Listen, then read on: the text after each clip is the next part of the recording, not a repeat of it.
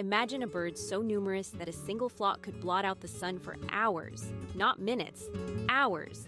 There were once billions of them, more than any other bird in North America, maybe the most abundant bird that has ever lived. And then, in the span of a single human lifetime, every last one was gone.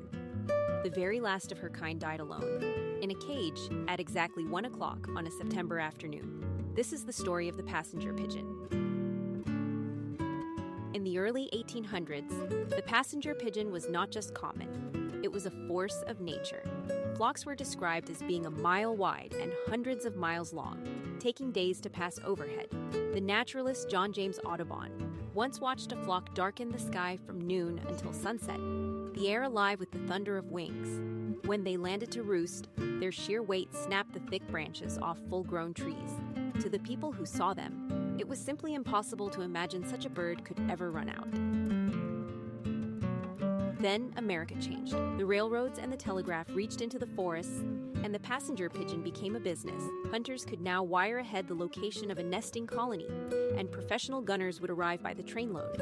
They shot the birds by the millions, smoked them out of trees, and knocked the young from their nests.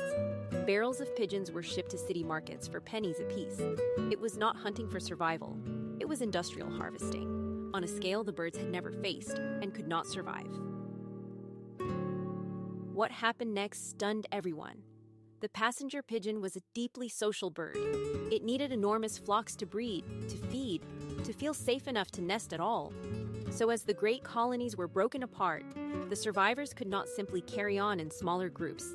Their whole way of living collapsed. In just a few decades, a population of billions crashed towards zero. By the 1890s, people who had once complained the birds were a nuisance were suddenly offering rewards to find a single wild nest. There were none left to find. By the turn of the century, only a handful remained, all of them in captivity. One by one, they died. And at last, only a single bird was left in the entire world. Her name was Martha, and she lived in an aviary at the Cincinnati Zoo. For years, visitors came to look at the last passenger pigeon on Earth, growing old and still. A species of billions reduced to one quiet bird on a perch. On the 1st of September, 1914, Martha was found dead on the floor of her cage. With her, an entire species vanished forever. The passenger pigeon did not vanish because of some slow, invisible force of nature. It was gone in 50 years because people simply could not believe that something so vast could ever end. That was the lesson Martha left behind.